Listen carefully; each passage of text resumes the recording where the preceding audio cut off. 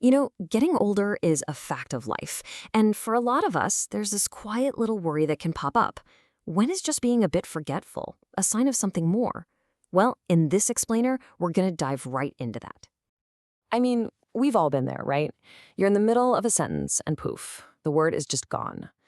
Or you're driving a route you've taken 1,000 times and suddenly you think, wait, was I supposed to turn there? It's a weird feeling, for sure. And honestly, most of the time, that's exactly what it is. A normal little brain slip. It's just part of being human. It doesn't mean something big and scary is happening. But that leads us to the big question, doesn't it? How can you tell the difference between a totally normal brain blip and something that might be a real warning sign? So, let's break down what you really need to know. First things first, let's talk about why this is so important to understand right now. And I want to be really clear. This isn't about scaring anyone. This is about giving you knowledge, because knowledge is power. The scale of this is, well, it's huge. Right now in the United States alone, more than 6 million people are living with dementia. It's something that touches so many families. And if we look to the future, that number is actually projected to more than double by the year 2060. That's why being aware and proactive about our brain health is more critical than it's ever been. But here is the number that I want you to really remember from all of this. It's the hopeful one.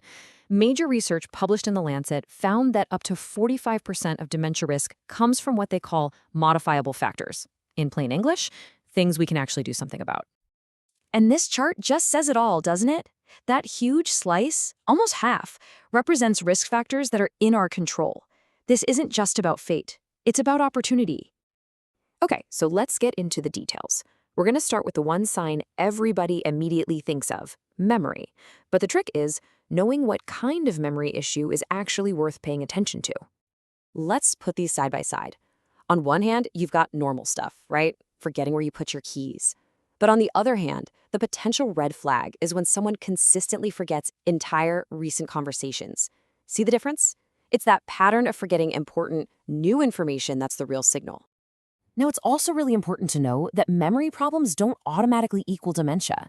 A doctor might find it's something totally different and treatable, like, say, undiagnosed sleep apnea, which messes with memory, or even something as simple as a vitamin B12 deficiency.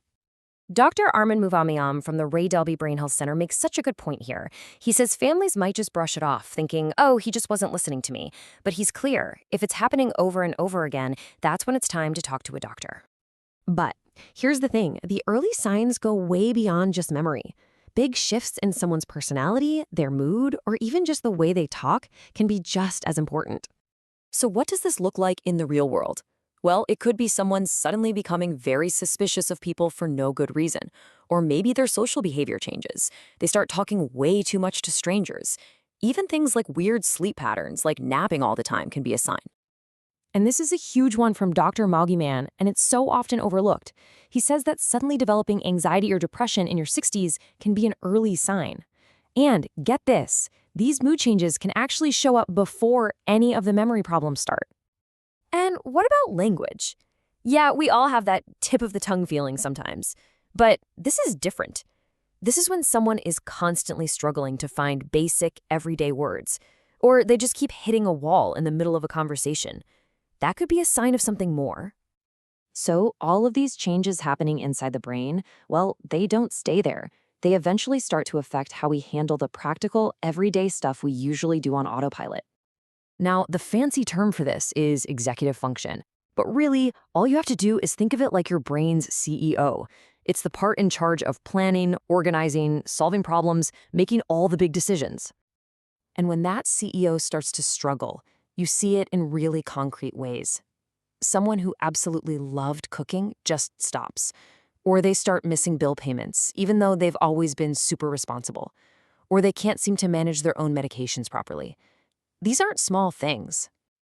And one more practical thing, sometimes people's visual-spatial awareness can change. That's just the brain's ability to make sense of what the eyes see. So this could show up as new trouble with depth perception or having a really hard time finding something in a cluttered space. Okay, we have covered a lot of ground here. Memory, personality, everyday tasks. So what is the most important thing to take away from all this? What do you actually do? If any of this has been ringing a bell, whether it's for you or for someone you love, The next move is not to panic. It's not to jump to a bunch of conclusions. The next step is actually very, very simple. Talk to a doctor. They're the ones who can help figure out what's really going on. And acting on these early signs, it can make a world of difference. And that brings us right back to that hopeful number, doesn't it? Knowing that so much of our risk is within our control, well, that puts the power back in our hands. So I'll just leave you with this to think about. What's one small thing you can do for your brain health this week?